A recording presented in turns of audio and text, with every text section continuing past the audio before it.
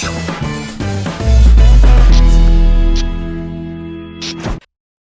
Friends, आपका स्वागत है मेरे प्रोग्राम चक दे इंडिया में।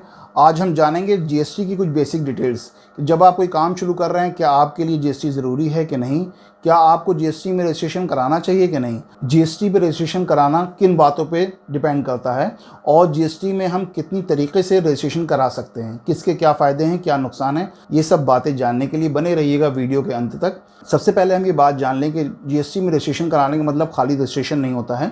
अगर हमने रजिस्ट्रेशन करा लिया तो अब हमें इसके रिटर्न्स भी फाइल करने होंगे, भले हमारा जीएसटी ज़ीरो क्यों ना हो।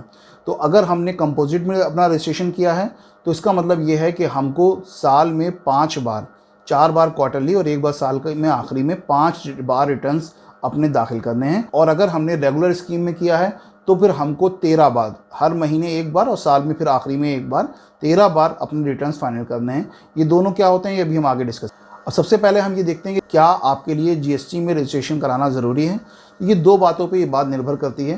पहला नेचर ऑफ बिज़नेस के ऊपर और दूसरा टर्नओवर ऑफ बिज़नेस के ऊपर। नेचर ऑफ बिज़नेस का मतलब ये है कि बहुत से बिज़नेस ऐसे हैं जो हमेशा के लिए जीएसटी से एग्जेम्प्टेड हैं, यानी कि उनको जीएसटी में रजिस्ट्रेशन कराने की ज़रूरत नहीं है, चाहे उनका टर्नओवर कितना भी क्यों ना। फॉर एग्ज़ाम्पल, अगर आपका स्कूल है तो आपको जीएसटी में रजिस्ट्रेशन कराने की ज़रूरत नहीं है, और अगर आपकी कोचिंग है तो आपको रजिस्ट्रेशन भी कराना है और 18% जीएसटी भी देना है। ऐसे और कौन कौन से बिज़नेस हैं जो जीएसटी से एग्जेम्प्टेड हैं, उनकी लिस्ट डिस्क्रिप्शन में लिंक है, वहाँ पे जाके आप देख सकते हैं। इसके बाद आता है टर्नओवर, यानी कि साल भर में आपका कितना टर्नओवर है, कितनी इनकम है।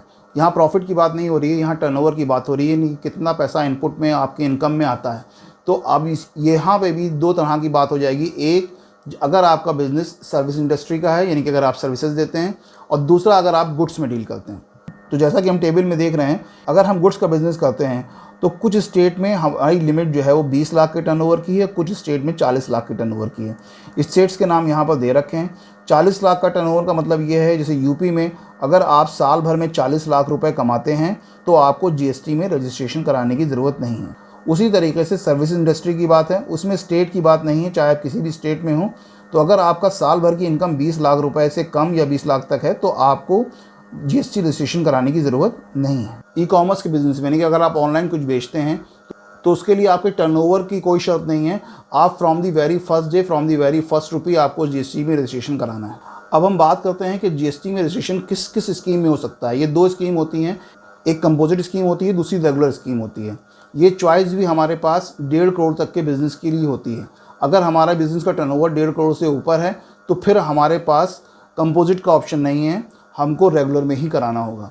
तो आइए हम देखते हैं कि दोनों में क्या फ़र्क है। तो जैसा कि हम देख रहे हैं कि कंपोजिट में जो है वो टैक्स लोअर रेट का होता है, यानी कि हमें कम टैक्स देना होता है, और रेगुलर में हमें हाई रेट देना होता है। कंपोजिट में लगभग हमको अपने पूरे टर्नओवर का 1% टैक्स देना होता है। रेगुलर में अलग अलग स्लॉट्स बने होते हैं जिसमें 18% तक या उससे ज़्यादा भी टैक्स देना होता है।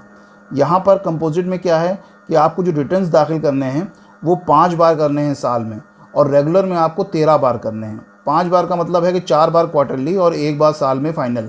उसी तरीके से 13 बार का मतलब है कि हर महीने 1, यानी कि 12 और 1 बार फाइनल, 13 हो गए। तो इस तरीके से ये 13 हो गए। उसके बाद आता है कि कंपोजिट में आपको जो टैक्स इनपुट है उसका कोई फ़ायदा नहीं मिलता है। टैक्स इनपुट क्या होता है कि मान लीजिए आपने कोई एक एक्स सामान है, वो 5 रुपये में ख़रीदा, तो जब 5 रुपये में ख़रीदा यहाँ पर आपने जीएसटी अदा किया और फिर आपने उसको 7 रुपये में बेचा, तो जिसको बेचा उससे आपने जीएसटी लिया। तो अब क्या है कि जो डिफरेंस आया 2 रुपये, खाली आपके ऊपर लायबिलिटी इसकी आएगी, यानी कि जो आपने 5 रुपये में टैक्स दिया है, जीएसटी दिया है, तो जब आप रिटर्न अपना दाखिल करेंगे तो ये जो जीएसटी, इसको आप इनपुट के फॉर्म में इसको एडजस्ट कर देंगे वहाँ पर। तो ये कहलाता है टैक्स इनपुट। तो कंपोजिट में आपको टैक्स इनपुट नहीं मिलता है, रेगुलर में आपको टैक्स इनपुट मिलता है।